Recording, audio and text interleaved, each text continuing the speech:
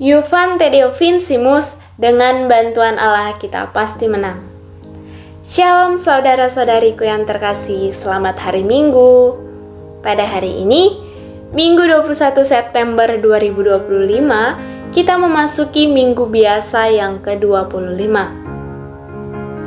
Adapun Injil yang menyapa kita pada hari ini diambil dari Lukas 16 ayat 1 sampai dengan 13. Nah, dalam Injil ini, seorang hamba tidak dapat mengabdi kepada dua tuan, karena jika demikian, ia akan membenci yang seorang dan mengasihi yang lain. Atau ia akan setia kepada seorang dan tidak mengindahkan yang lain. Kamu tidak dapat mengabdi kepada Allah dan kepada Mamon. Nah, saudara-saudari yang terkasih, khususnya orang muda Katolik, dalam Injil ini, Yesus menampilkan perumpamaan yang mungkin terasa aneh, di mana seorang bendahara yang tidak jujur justru dipuji oleh tuannya karena ia bertindak cerdik. Nah, apakah Yesus ingin kita meniru ketidakjujuran bendahara tersebut? No, tidak.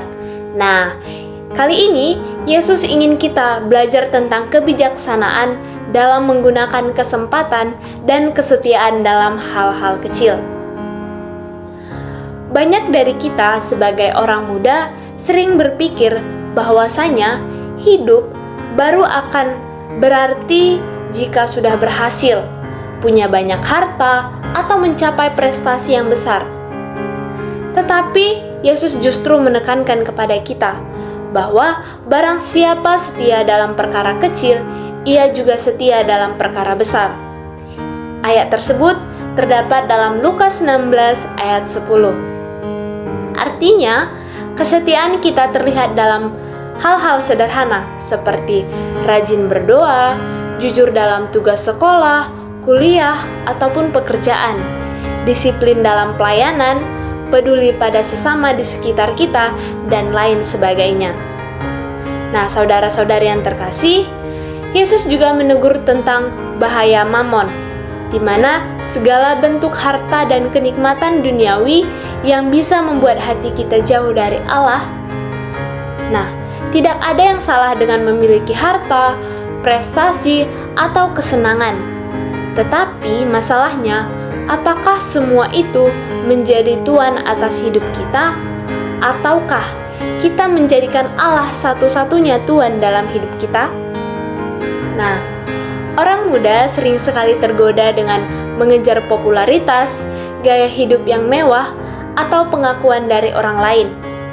Namun, Yesus mengingatkan bahwa semuanya itu fana dan tidak bisa menyelamatkan kita.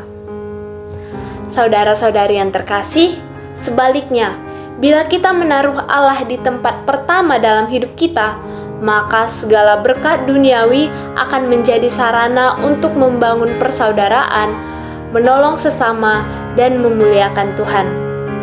Hidup kita akan menjadi berkat, bukan sekedar mengejar kebahagiaan pribadi. Nah, saudara-saudari yang terkasih, melalui renungan hari ini, Yesus mengajak kita, khususnya orang muda Katolik, untuk mengelola hidup dengan bijaksana dengan menggunakan waktu, talenta, dan harta dengan baik, bukan disia-siakan. Yang kedua, setia dalam hal kecil. Jangan remehkan tindakan sederhana, sebab saat itulah iman kita diuji.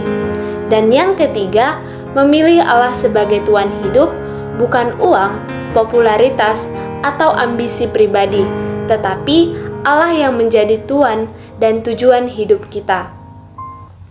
Saudara-saudari yang terkasih, semoga renungan hari ini dapat memotivasi kita dan menguatkan iman kita. Semoga bermanfaat. Selamat hari Minggu. Salve, Tuhan Yesus memberkati.